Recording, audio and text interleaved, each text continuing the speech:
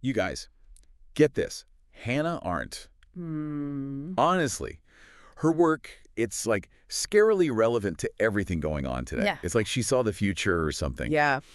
And we're not just talking about some philosopher, stuck in their ivory tower, out of touch with reality. Aren't she really lived through it? Mhm. I mean, we're talking some of the absolute darkest chapters of the 20th century. Yeah. And she didn't just observe it, she really wrestled with these huge, existential questions it all brought up. Right.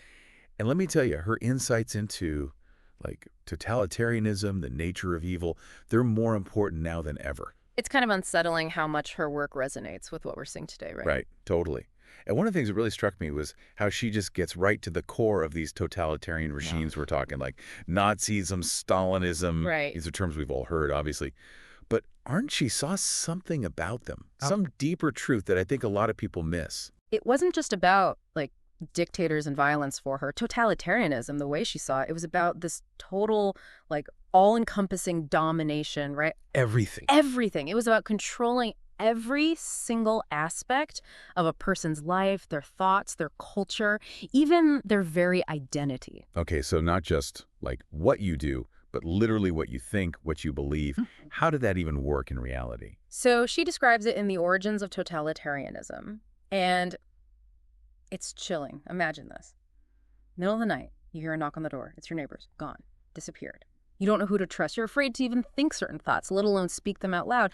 And that was the reality under these regimes, Arendt, she argues that they use this constant state of terror to completely atomize society. Wow. Right. So it's like turning everyone into these isolated, scared individuals who are, too afraid to even connect with each other. Exactly. And because they controlled all the information, it became impossible to even figure out what was true and what was propaganda. Right. This wasn't just about physical control. It's insidious. Yeah, it was about crushing the human spirit, leaving no space at all for individual thought, for dissent, for anything but blind obedience. Wow, that's just Ugh. terrifying. It's like Yeah. your very sense of self gets slowly chipped away until there's nothing left but what the regime wants you to be. Exactly. And that's what made it so effective, right? It wasn't just about breaking you physically. It was about breaking you mentally and spiritually, leaving you totally vulnerable to their ideology. Okay, so beyond just, crushing the human spirit under totalitarianism, Right.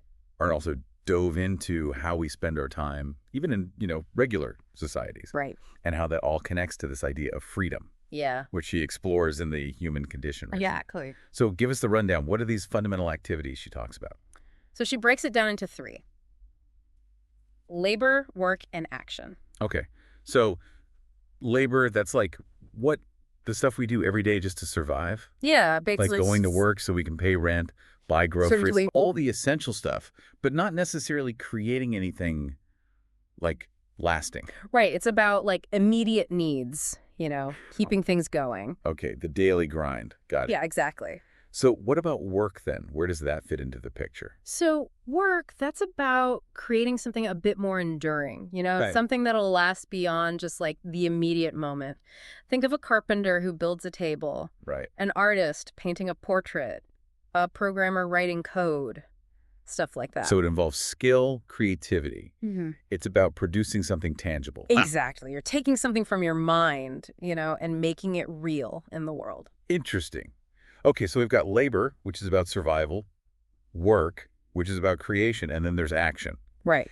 And this is where things get really interesting with Arendt. Right. This is the big one. Yeah. Because this is where she brings in politics, right? Like the public sphere. Exactly. Action for Arendt, it's all about that public life. It's about coming together with other people, not just as workers or consumers, but as citizens. Citizens. Okay. Right. Engaging in debate, in deliberation, making decisions together that actually shape our world, Okay.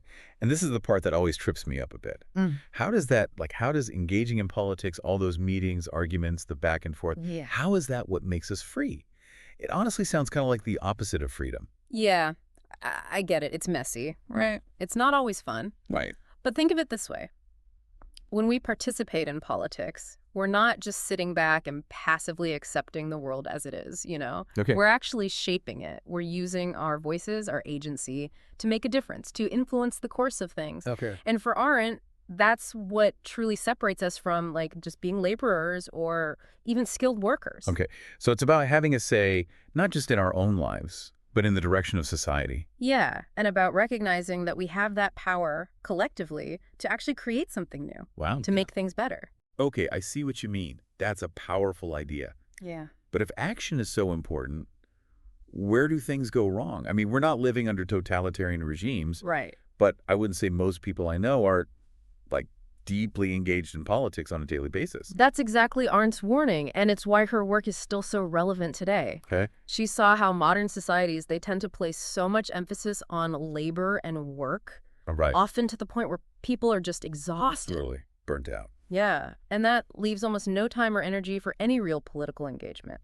It's like we're stuck in this constant cycle of just trying to keep up. Exactly. And we end up neglecting that public sphere, the space where we can actually come together and, like you said, shape our destiny. Exactly. Okay, so it's not enough to just take care of our basic needs and create things. Right. We also have to be actively involved in shaping our society. But what does that even look like in practice? Well, imagine this. You're scrolling through social media and you see some news story, right? And it makes you mad. Oh, Right. But instead of just reacting online, getting into it in the comments, right. you actually take the time to contact your representative. Oh. Or say, instead of just, binge watching another show. Always tempting. Oh, I know, right? But imagine you decide to go to a local town hall meeting about an issue that you really care about. Okay.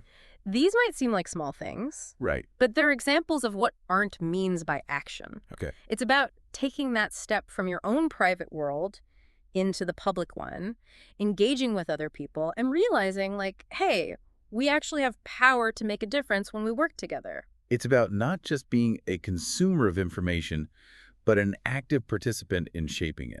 Exactly. Okay, so we've talked about totalitarian regimes, the importance of action in our own lives. Right. But there's one more big piece of the Arendt puzzle we have to talk about. Her most famous idea, I think.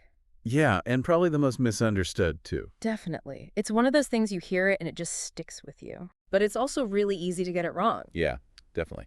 We're talking about the banality of evil, right? Exactly. It's such a loaded phrase. It really is. Because, like, on the one hand, it's not about saying that evil isn't a big deal. Right? No, not at all. But it's also not about, like, making excuses for it. Right. It's not about letting anyone off the hook. Exactly.